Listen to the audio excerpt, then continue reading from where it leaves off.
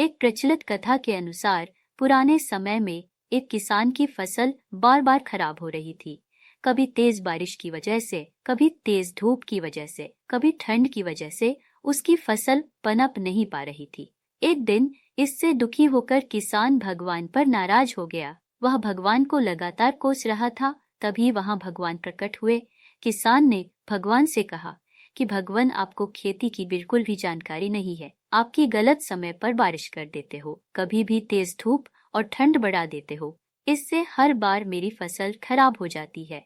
आप मेरी अगली फसल तक मेरे अनुसार मौसम कर दीजिए। जैसा मैं चाहूं वैसा ही मौसम रहे।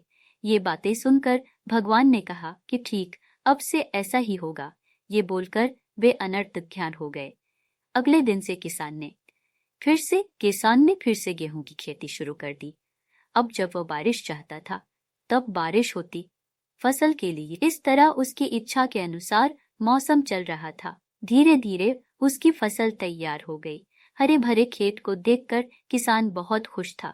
जब फसल कटाई का समय आया तो उसने देखा कि फसल की बालियों में गेहूं थे ही नहीं, सब की सब खोखली बालियां थी। ये देखकर उसने फिर से भगवान को याद किया। भगवान प्रकट हुए तो इसकी वजह पूछी। भगवान ने कहा कि तुम्हारी फसल ने बिल्कुल भी संघर्ष नहीं किया है, इसी वजह से ये खोखली हो गई है। जब फसलें तेज बारिश में, तेज हवा में खुद को बचाए रखने का संघर्ष करती है, तेज धूप से लड़ती है, तभी उसमें दाने बनने की प्रक्रिया शुरू होती है। जिस तरह सोने को चमकने के लिए आग में तपना पड़ता है, ठीक उसी तरह फसलों के लिए भी संघर्ष जरूरी होता है। ये बात किसान को समझ आ गई और उसे अपनी भूल का एहसास हो गया।